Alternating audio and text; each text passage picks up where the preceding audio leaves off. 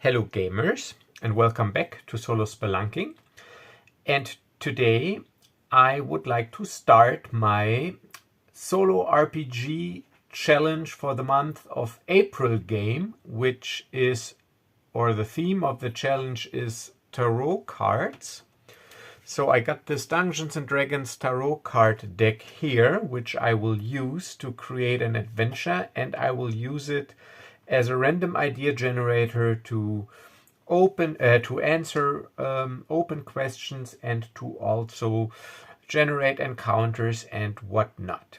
And I'm a very happy gamer because when I got home from work today, I had something in the mail, and what a coincidence. This beautiful book arrived today via a package, and this is the Shadowdark core rule book, and I will really treasure this one because it is like the most expensive book, role-playing book I've ever bought, because with shipping I also had to pay almost $8 in tariffs and import taxes.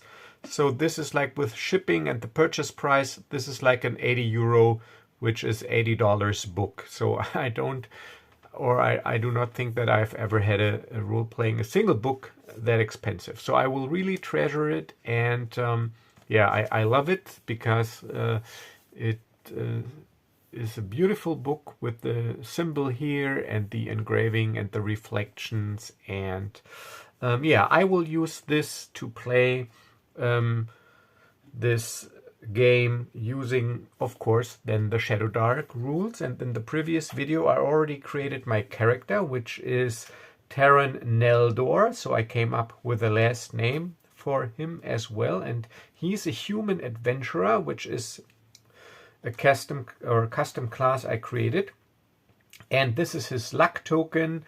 And what is still missing is I'm still missing 2 backgrounds. So I get to roll 2 backgrounds, choose one. So I chose the Thieves Guild background, and I already used this ribbon here to get to the background table. So Thieves Guild is the background that I chose. You have connections, contacts, and of course also debts. And now I will roll 2d20 for the 2 remaining backgrounds. 17 and 10. Minstrel. You have traveled far with your charm and talent. Alright, so this fits because I got Charisma 16 and I got Wisdom 17.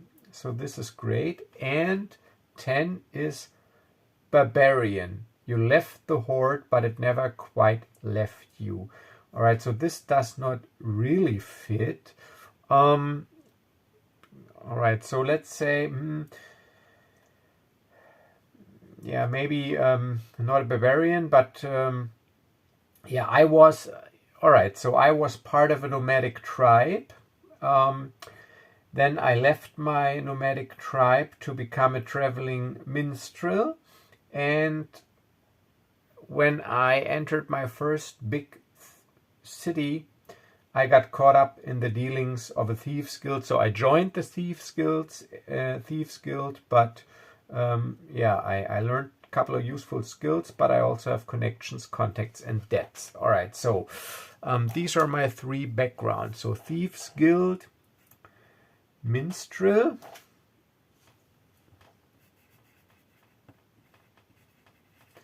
and Barbarian. And those of you just tuning in, wondering what I'm talking about with this adventurer class and 3 backgrounds and stuff, check out my previous video where I linked this custom class in the video description so that you can see for yourself. So I already picked my alignment neutral, so I need a god. Let's see. Soon, arcane, chaotic, lawful. Alright, so I'm worshipping, or not really worshipping, but occasionally pray to Gide, or Gide, a neutral god, the god of feasts, mirth, and the wilds. Gide is useful, peaceful. but primal storms rage when her anger, oh, it's a she, when her anger rises. Many elves and halflings worship her. Because I was part of a nomadic traveling tribe, so we worshipped Geet. So I basically grew up with Geet as our patron deity, but I'm not really into or that much into religion. So just remember Conan when he said, I pray to Crom, but I don't pray a lot to him. He doesn't listen. So this is what this is. All right. And I will start this adventure using this map that I created, using the rules in my Explorers of the Untamed Wilds game. And I have already determined in previous games that the town of Delmar is a sprawling metropolis, a big town. And this will be my character. And yeah, so I start my game, my adventure in the town of Delmar, which is a sprawling metropolis. So they're large, so these are trade roads here to the city of Milra, and this is a dwarven city, Kargosh, and there are trade caravans flocking in and out of the city, traveling in and out of the city along these roads.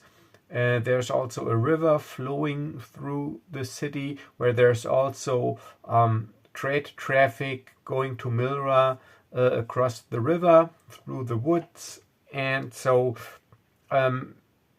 there's a lot of temples, warehouses, taverns, several marketplaces, because this is like really a huge sprawling metropolis. So I determined the size with percentile dice, and I rolled like 97 or so. So this is as big as it gets for medieval fantasy towns. And this is where our adventure starts.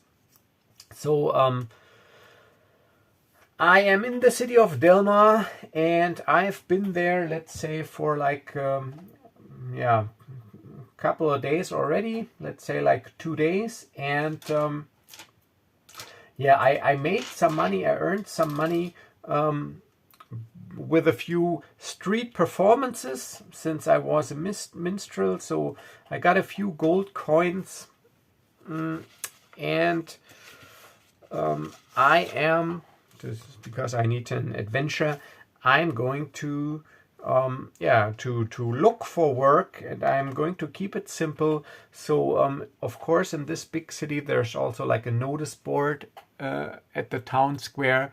So I will check the notice board to see if there's an interesting maybe notice or quest on offer that catches my interest. So I shuffled this deck here, and I'll draw 3 cards. The Emperor, Wheel of Fortune, and the Tower. And I need to consult the guidebook for that. Right, so the Emperor.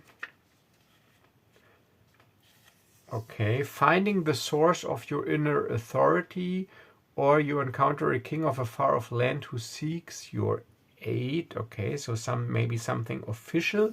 Wheel of Fortune. Let's see, Wheel of Fortune. The Wheel of Fortune, a turning point in your destiny and your ability to adapt to change. Okay, so you meet a halfling wizard who, if you treat him kindly, gives you a wink of good luck. You gain advantage on your next roll. All right, so there's an idea already forming. And the Tower. And the Tower. The Tower. The collapse of beliefs or material structures that we hold dear. It is the non-resistance where we can find peace and wisdom. The earth around you mysteriously to shake in a violent earthquake. All right, so we will disregard that. All right, so okay, so yeah, I encounter, or a notice catches my interest. A notice posted by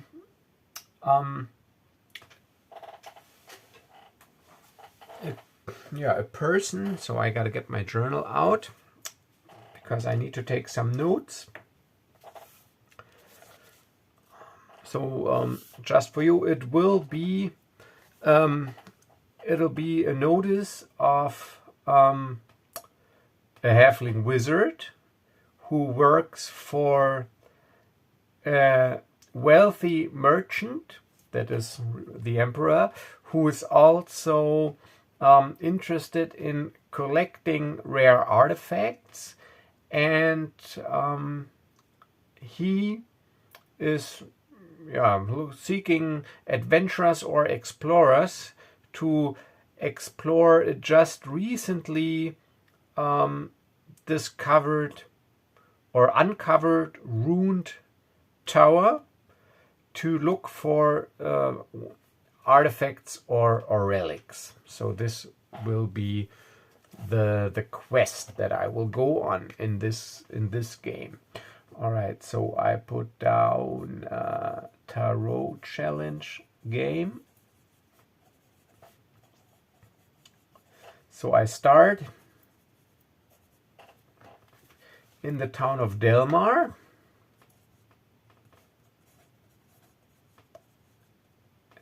And the quest, all right, so it is a notice by a halfling. Let's see if it's male or female. So even is female.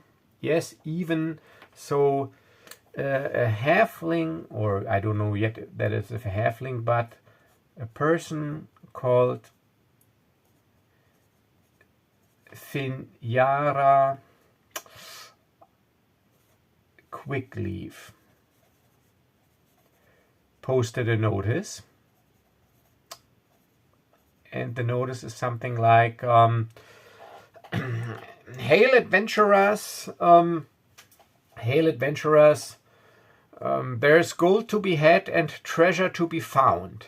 If you're interested in being part of an expedition to explore the ruins of a recently discovered ancient tower, please inquire at the Pirelli Merchants Guild. And it is signed Finyara Quickleaf. And I just said Pirelli Merchants Guild.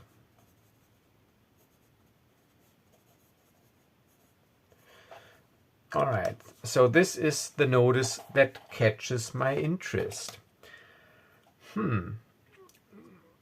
This looks interesting. Sadly, it doesn't say anything about a possible payment. So I better seek out this Finyara person at the Pirelli Merchants Guild and see what this is all about and what is on offer. So I head over there. So I make my way through the city because my background is Thieves Guild. Let's see, I just determined this. So my minstrel travels brought me to Delmar, so this is where I spent the last couple of months, maybe even years, and where I got in contact with the Thieves Guild. So I know the city a little bit, and I know where the Pirelli Merchants Guild is. So the Pirelli Merchants Guild is well known in the town of Delmar because of the eccentric nature of let's call him Lucas Pinrelli, who is like the head of the Pinrelli Merchants Guild, because he is a somewhat eccentric collector of odds and things, and so yeah, people know him. And I know where to find this Merchants Guild. So I head over there, and at the door I'm going to ask for Finyara Quickleaf. Well, good day. I just came across the notice that was posted on the notice board seeking explorers for an expedition to a tower, posted by one Finyara Quickleaf. Well, I'm interested to learn more. So would you please let me in and talk to Finjara Quickleaf? Yeah, of course. Go through the courtyard and it'll be the first door on your right. That is her office. All right, thank you. So I enter, I make my way to the office, and I knock, and I'm admitted. And then, I catch, or my gaze catches a small halfling, or a halfling woman dressed in fine clothing, and she's wearing a cape that is engraved with arcane symbols, and a small staff is leaning next to her table, and she goes, "Well, enter. What can I do for you?" Yeah, well, I got this, I caught your notice on the notice board. I'm interested in joining this expedition you talked about to explore this ancient ruined tower. Ah, all right. Yeah. So, you are actually the first person. I just posted this this notice this morning, but I can't wait too long, because I can't risk that we are beaten by rival crawlers, if you know what I mean. So we gotta head over there pretty quick. So we are going to leave by noon tomorrow, and if not enough people sign up by then, I gotta talk to Mr. Pinrelli and see if he can hire some more people as sort of an escort. But so we will head out tomorrow at noon. Yeah, this is all fine and good, but the notice didn't say anything about payment. Oh yeah, payment. What an oversight. All right, so you will get a set fee of 5 gold pieces per day, and any coinly treasure that we find, you get 10% cut. So you will get 5 gold pieces per day as a flat fee. We will provide provisions and necessary gear, and you will get 10% of the values of the coins we might discover. Right, so 5 gold. So how many days we're talking? Where is this tower? Oh, it's about so we travel across the road for a while. It's about a 2 days trip. So we will follow the road up to Milra, and at the crossroads we will stick to the riverside. So where this X is here, let me show it to you.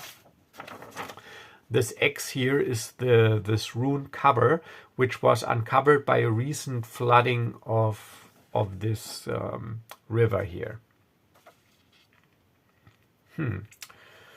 All right. So tomorrow at noon, you say, and you provide provisions. So I think that means rations, torches, and what other gear? Yes, we have an expedition cart packed, and we are almost all ready to go. So meet me tomorrow at noon at the eastern gate, the eastern city gate. Yeah, okay. So this offer of 10% and 5 gold per day Do I get some sort of written agreement or contract? So not that if we uncover a large amount of coins, you probably or suddenly have never heard of our deal. You know how it is. Oh, by the gods, what do you think? I am a thief? Yeah, of course. I will draw up a little written contract, and I will have it with me tomorrow by noon. All right. So I head over to a place to stay. Let's see if there's anything in here about prices for food and lodging, basically. Let's see. Gear, running the game. Yeah, no, I don't want to spend too much time looking. Taverns, 136. Let's see, but I think these are just taverns. Poor, standard, wealthy, drinks, tavern.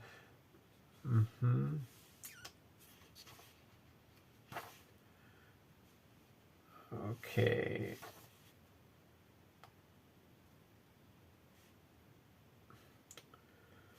Yeah, let's just roll up a name here real quick with a d20. Blue is the first one. 8-4. 8 is the silver eel. All right, so I'm heading over to the Silver Eel, which is a tavern and an inn, and there I will get a room. All right, tavern, inn, Silver Eel.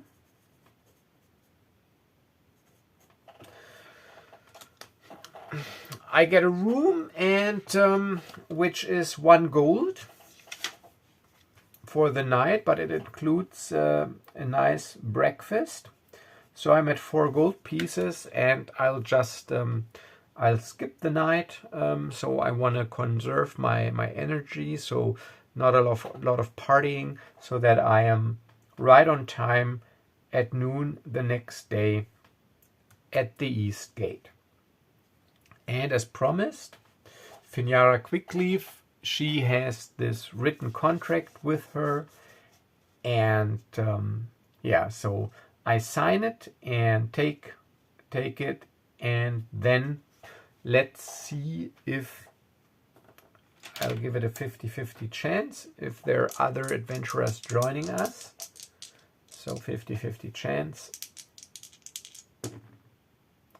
34, yes. So 4 additional adventurers or yeah, heroes, companions, guards, whatever. So 4 other persons join the expedition. And I'll determine them yeah.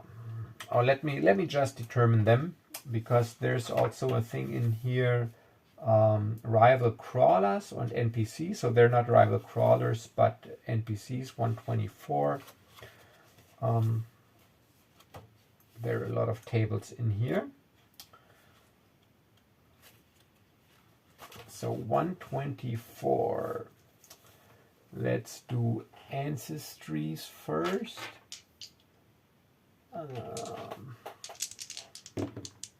So 683, 6 elf, dwarf, and human, and 1 more. Another human. So elf, dwarf, and 2 humans.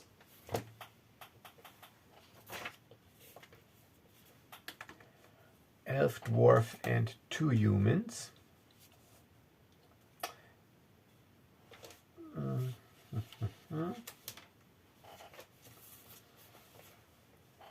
And let me write this down real quick. Elf, dwarf 2 times human. And they are class-wise.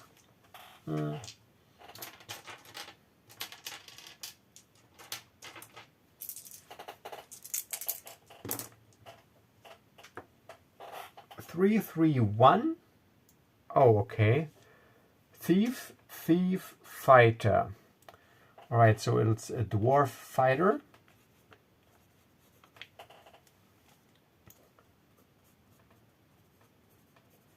The 2 humans are the thieves, and this is interesting. Maybe I know them. Thieves and an elf wizard. Isn't that a coincidence? Elf wizard. All right, so I don't need stats at this moment. All right, so I check who's there with us, and I see a burly dwarf with a shield strapped to his back and a hand axe. He's wearing chainmail. I also see 2 slender built humans. Do I know them? 33% chance. Oh, 30, yes. And as a matter of fact, I do know them from my time with the Thieves Guild. Now it would be interesting. I got contacts and debts. Do I owe them anything, maybe? 25% chance. Oh, look, 25, yes. And of course, I know these thieves, and from my past endeavors, I still have a debt open to them. And yeah, the elf wizard, I don't know. Oh, let's take gender. So the dwarf even is female, male dwarf. The humans, 1 male, 1 female. So the dwarf is male. The humans, 1 female, 1 male. And the elf, also a female. All right. So yeah, let's see. Do they recognize me? Probably 70% chance, because if you're a thief, you know who owes you money. And 53, yes. So yes, indeed, those 2 persons, man and a woman, that I know from my time in the Thieves Guild, they approach me and they address me. Aha! What a coincidence. Terran, you finally decide to make some money to come good on your debt. And let's see how much I owe them. It's 1d10 times 10 gold. Oh, it's 70 gold even. I got a debt of 70 gold. That is quite a lot of money. Debt 70 GP. Well, I still think this game where you won this money was rigged, but seems like you've made up your mind about it and you got your own opinion. I guess if I ever want to be left alone in this city, I gotta pay you. Damn right, you do have to pay us. And you shouldn't wait too long. So you should just pray and hope that this expedition proves valuable for you, fruitful, so that you can pay us back. Otherwise, we might have to collect in a different manner, if you get our meaning. And the woman, she just takes out one of her daggers and starts to play around with it in her hand, as if to make a point. Yeah, don't worry about it. I'll figure something out. I hope you do. All right, so the last and final preparations are all done. Provisions are packed. So Finara Quickleaf, she's also joining us, and she's got two carriers, lantern bearers with her that handle the provisions and the equipment, but they don't look like they're worthy in a fight. But we got this little crew of 4 other adventurers or persons. And so we head out the eastern gate across this road. And these are 6-mile squares, and it takes 4 hours to cross one of these 6-mile squares. And you can travel 8 hours per day. So this will be 1, 2, 1, 2 actually, and 1, 2. So 3 days actually. So we travel until late, and so this is, let's say the environment is, I think unsafe is the safest environment that you have in Shadowdark. So let's look at Overland travel, Overland hex maps, encounters. Where is it? Random encounters 112, and let's look at 112.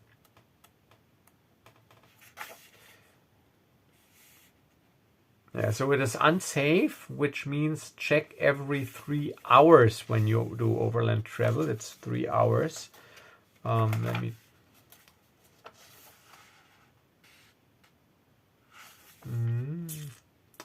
Unsafe. Oh no, this is the dungeon. Overland hex maps.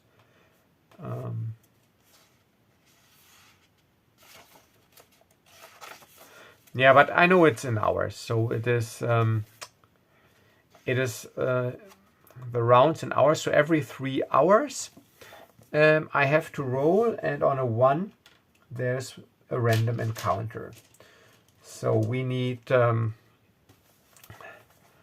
this is like 4 and 8 hours, so 3, 6. So I make 2 rolls, and on a roll of 1 we encounter something, and what will be determined by the tarot cards.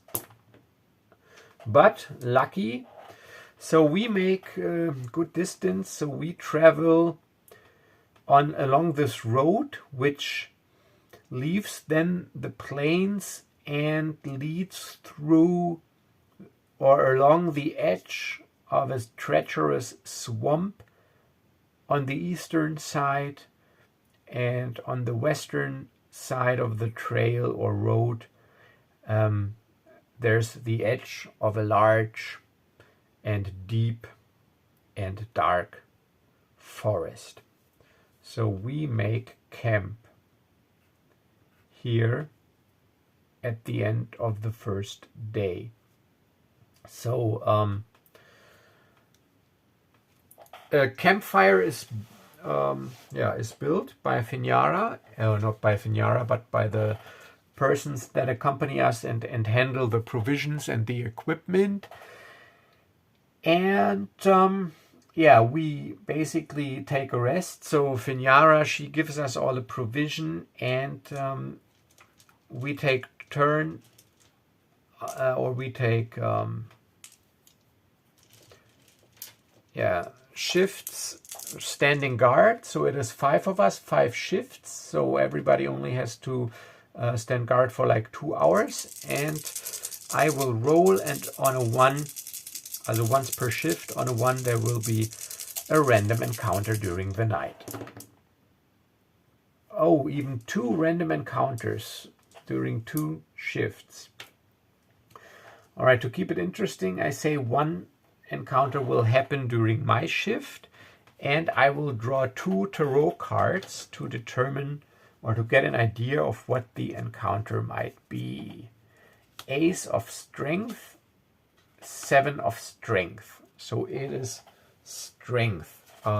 Let's get some inspiration from the guidebook also. Ace of Strength and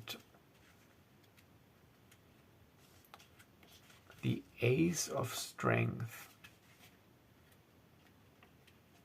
Ace of Strength here.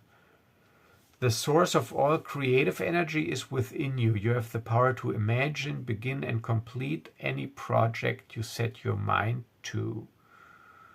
Okay. So, creative energy within you, the Ace of Strength, and we have the Seven of Strength.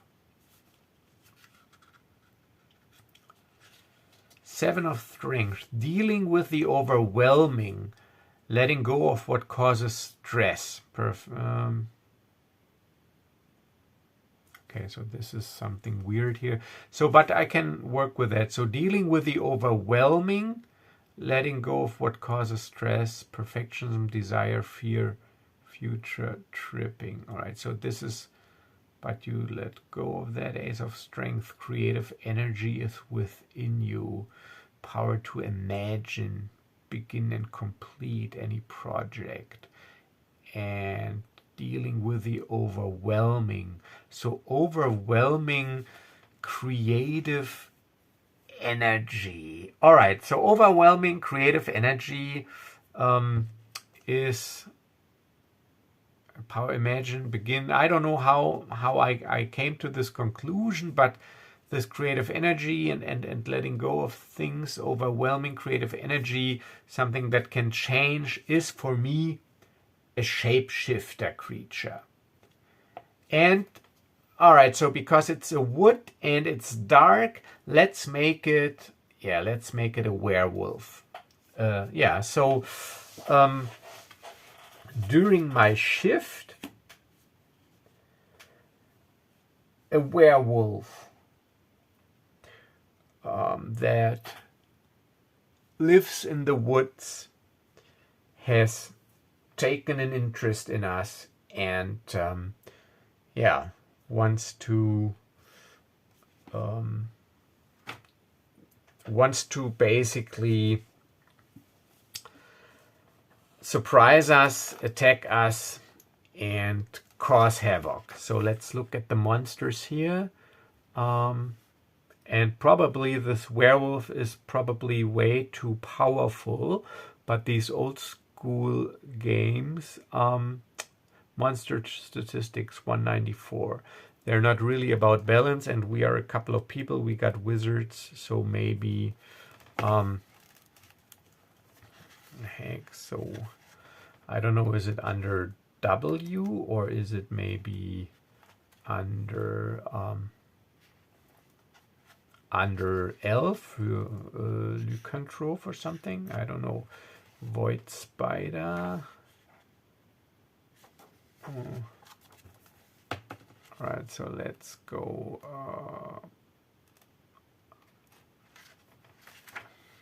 Let's look under L. Kraken, Lich. There's no werewolf in here. At least.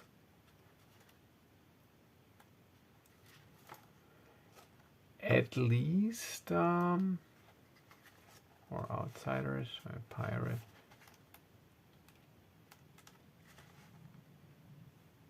Let's see. Vampire. Okay. Oh, werewolf. Yes, there is. Level 4. Werewolf. A bipedal wolf-faced humanoid covered in brown fur. If 12 or more damage from the same werewolf contract lycanthropy, and only damaged by silver or magic sources. So I do not have any silver weapons. What an oversight. But thankfully, we do have an elf wizard with us, and we have Finyara, and maybe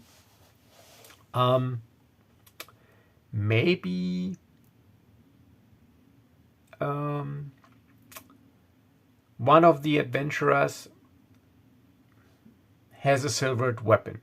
I will determine this randomly. I do not have a silvered weapon. All right, so we encounter this werewolf. So it is my watch So the first thing would be to see if I spot the werewolf, if I notice the werewolf approaching. And this is a wisdom check. And wisdom, I got a +3 bonus. And let's say the DC is, yeah, it's not normal. It is, let's make the DC, make it 14. Because the werewolf, he's used to sneaking around in the woods. It is dark. I only have this flickering fire. So DC 14, and I got a +3. 9 +3. That is not enough. That is 12. I'm thinking, because of my barbarian background, if I should get some sort of advantage, because I'm also, you know what, I'm lean to, I get advantage. I roll again, 7, no, but still even with advantage, because of my barbarian background and my experience with the outdoors and wilderness, I get advantage, but I do not spot this werewolf. So, so everybody is asleep as the werewolf, so this can be over quick here, as the werewolf approaches and it lounges out of the underbrush at me, and because I didn't spot it, the werewolf has initiative. So what I have here, because Shadowdark uses abstract measurements, I got this little combat zone sheet, and so if you're in the same zone, you are near, close. If you're one zone away, you are like near, which you can reach with one move, and if you're 2 zones away, you're like far. And yeah, so this werewolf, it lounges at me and attacks. It's got the initiative, so it attacks and would deal 1d6 points of damage, and it attacks with a +3, and my AC is 13. So hopefully, let's see how this goes. Not that this is over real quick now. Ah, no, it's not. 12, so it hits, but deals only 1 point of damage. Ah, lucky me. All right, so as I'm hit, so this werewolf claws at me, but thanks to my quick reflexes for being member of the Thieves, or having been a member of the Thieves Guild, I get out of the way, and I only suffer a minor scratch, and I scream, "Ambush! We're ambushed!" And everybody, yeah, scrambles and is awake, and I attack with my longsword. So I get my longsword out, which deals 1d8 points of damage, and I attack with a +2. I don't know yet that I cannot damage it, but I will learn pretty soon. Should I hit, that is. And of course it's a natural 1. So I'm not going to make any fumble things here. I will use my Adventurer's Luck token to re-roll this attack. Even though it's stupid because I can't hurt the werewolf, but I don't know that yet. So this is out of character knowledge.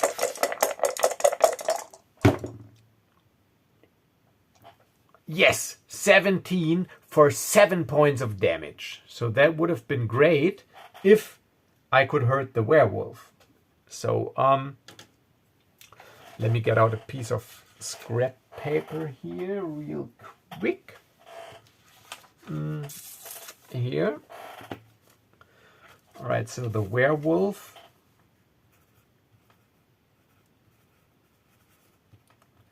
it's got 20 hit points. So it still has 20 hit points, but I would hit it for 7. So for cinematic purposes, it's like, yeah, the werewolf tries again to claw at me, and I sidestep, and with my longsword, I cut across its forearm, and my blade bites into the furry skin, into the flesh, and there is blood coming out of the wound for a short moment. But then I stare in amazement and in awe as the wound immediately basically closes, like a very rapid healing. You can see how the wound closes basically, and I'm like, damn. And yeah, so now this was basically the surprise round, and now let's do initiative, and I will do it simple. Green will be our side and yellow will be the werewolf. Highest roll wins. Ah, damn, the werewolf. 3-1. All right, so this will be the order of combat will be the werewolf, so I will not re-roll this every round. Werewolf. And then it'll be me, Terran, and then just say the wizard elf, the thief, one thief, the dwarf, the other thief, and then again the wizard, but this will be our halfling Finyara.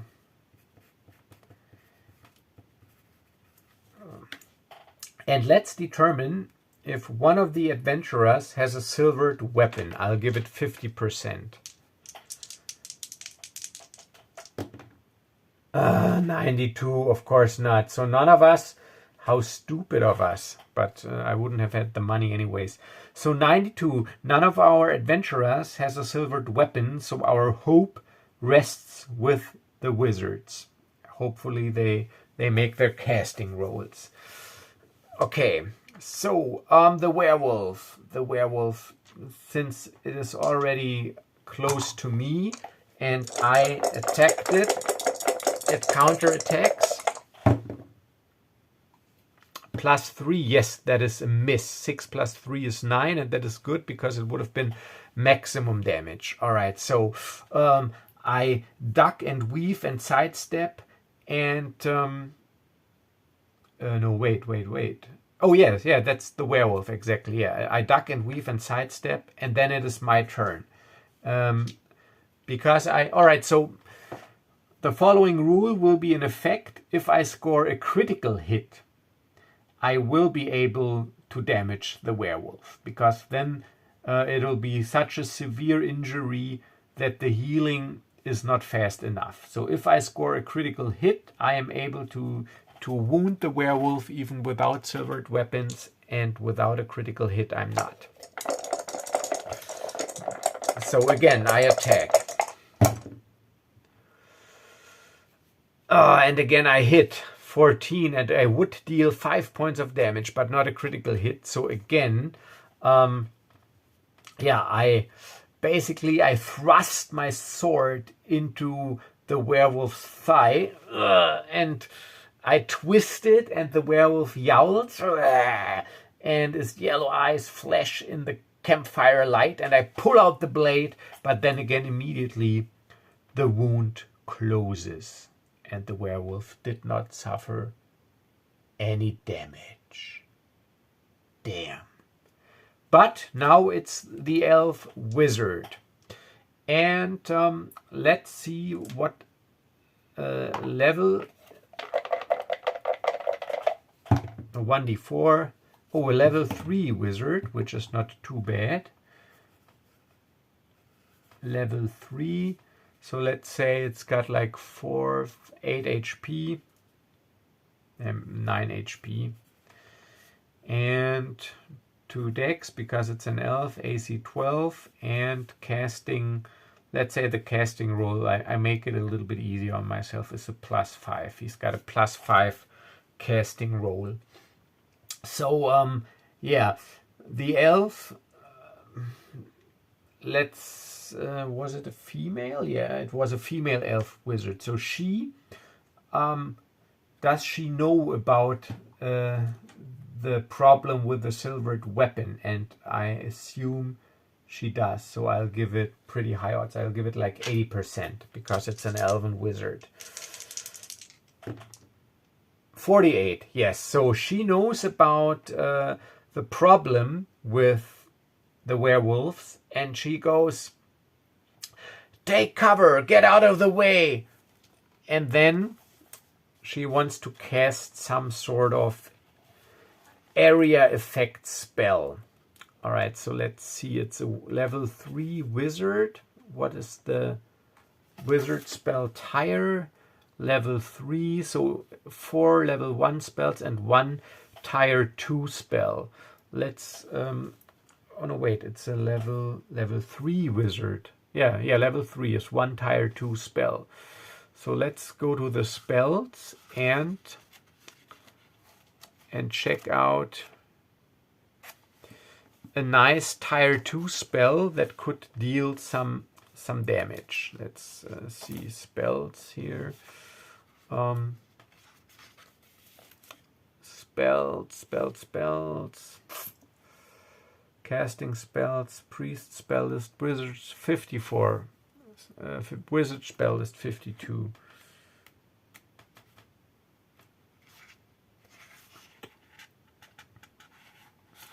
Tier 2. All right, so what looks nice? Acid Arrow, I think, is Acid Arrow, and of course Burning Hands and Magic Missile are the ones that come to mind that she could cast. Let's check out Acid Arrow, Tier 2. Acid Arrow.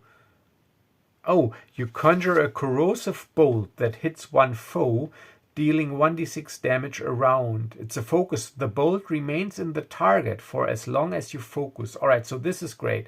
So it's a Tier 2 spell, which means the difficulty is 10 plus Tier. Difficulty is 12 for the casting roll. And I say that this is the Tier 2 spell that she knows, just to make it a little bit easier on myself. So, and with a casting roll of +5,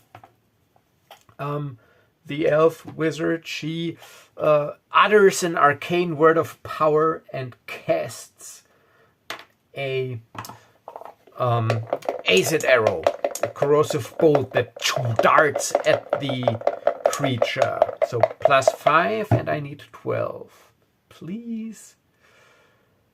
Yes, 17. So, pew, I should have rolled damage directly with it. 1d6 point of damage.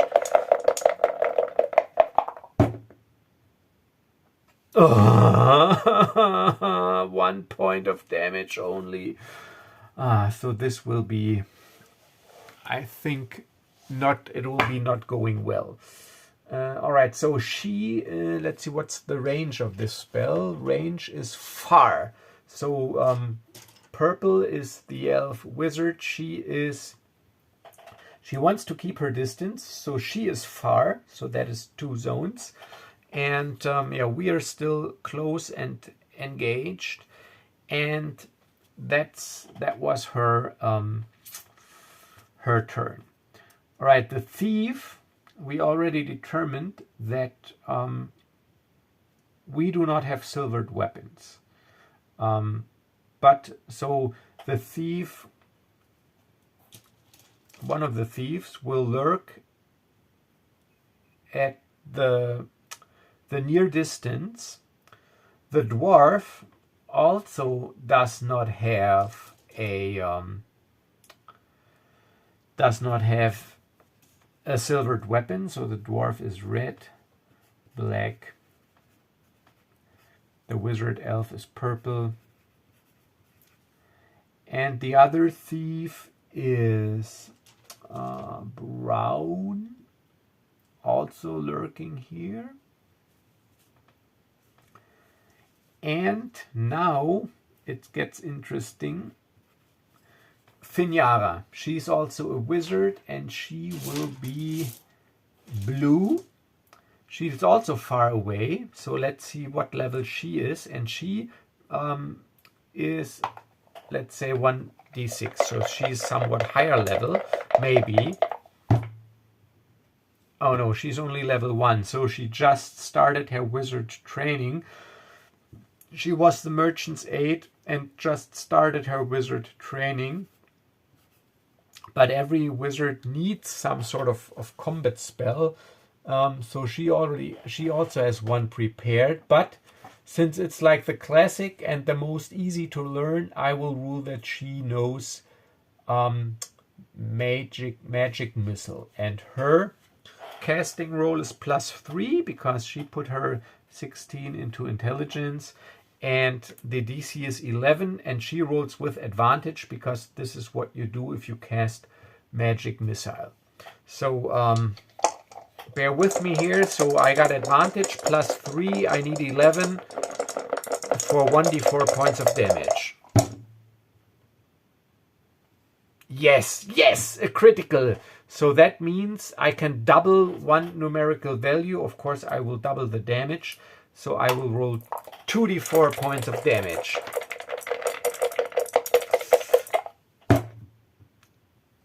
Yes, 5 points of damage. That is not too bad. 14.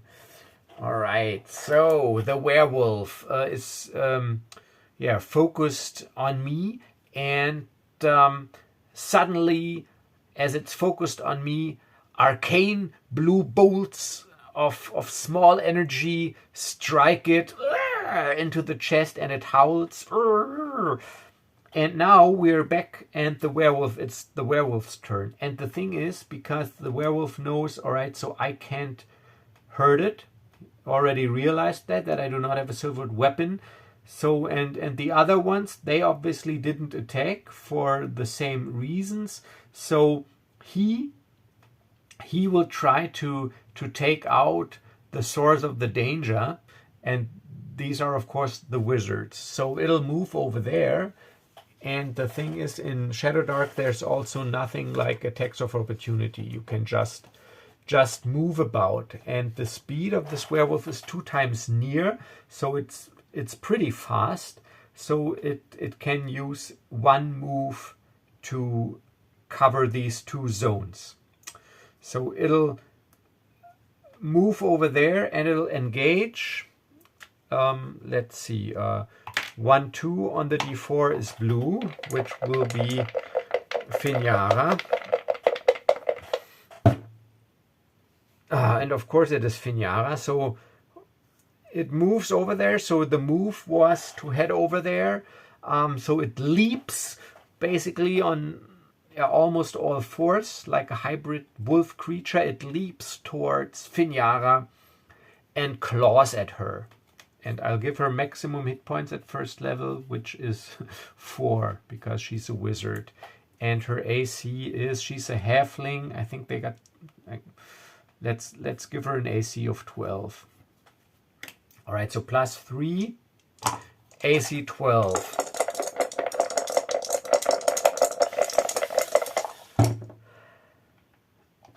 Yes, he misses. 3 + 3 is 6. So that's a miss. So that was the werewolf. All right, so now it is me again, but I still do not have a silvered weapon. But maybe be creative here. Think outside of the character sheet. So what I will do is I'll use a move to close the distance, and then I'll use my action to pick up some dirt and try to throw some sand into the werewolf's eyes. And that'll be a ranged attack. I just roll a ranged attack, dexterity +2 versus the AC, and if I hit, he'll get disadvantage on the next attack. Yes, no, 10 + 2 is 12, and it was an AC 13, I guess. Let me check again, but yeah. Damn, I can't find it now, but should have written it down, but I think it was AC 13. Yeah, AC 13. So I barely miss, but better than nothing. But now the wizard elf, and she focuses, so she rolls +5, and she's gotta get a 12 to keep the focus up. And if she succeeds, I'll deal another d6 damage. Yes, 9 + 5 is 14. So another d6 points of damage of this dealt by this poison arrow, still acid arrow, still in the flesh of the werewolf. Yes, 5 points. So the werewolf is at 9 hit points. All right, and by the moral rules, I give myself a little leeway here. So if it's a single enemy and lost more than half of the hit points, they will have to make a moral roll. This is what the rules say. And this, let's see what this kind of check it is. Moral.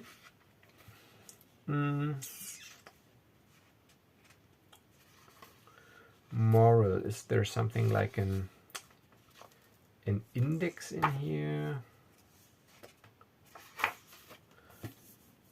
An index, random, XP.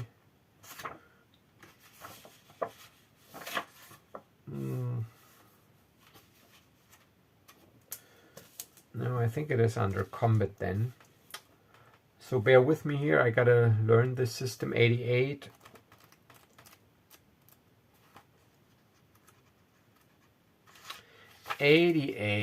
Damage. Moral. Enemies who are reduced to half their number or half their hit points for a solo enemy flee if they fail a DC 15 wisdom check. For a large group, the GM makes one check with the leader's modifier. All right, so DC 15. Let's just roll and then we will see what we get.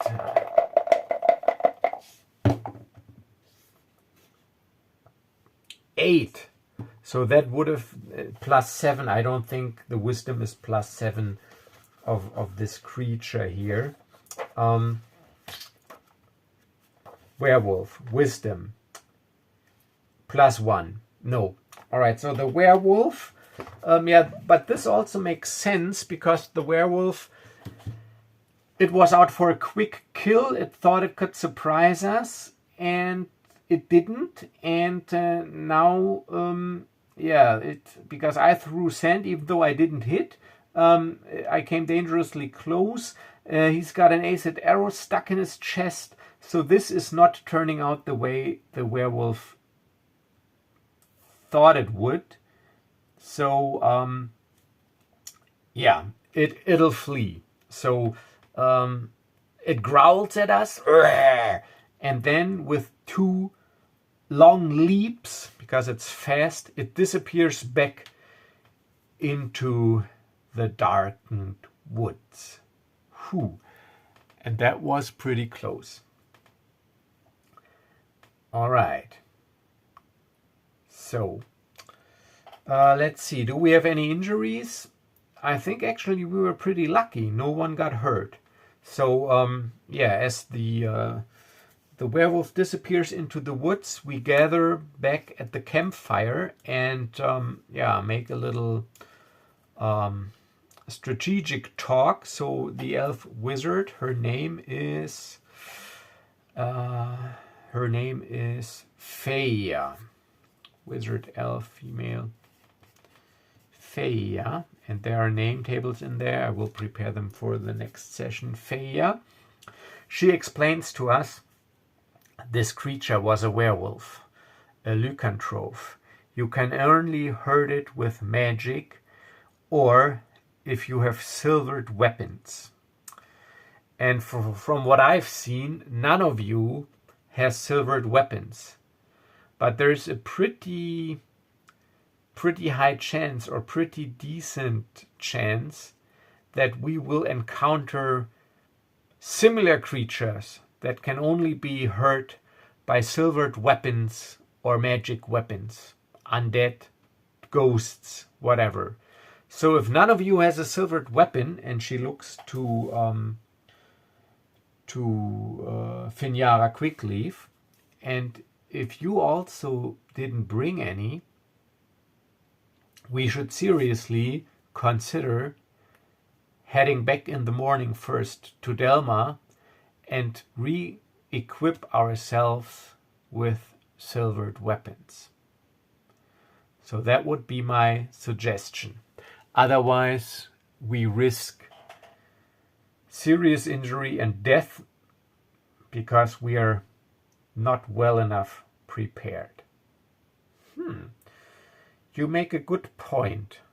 Well, there's nothing more we can do tonight, so let's go back to sleep. Try to take a rest, and I will decide what to do by morning, and I will let you know.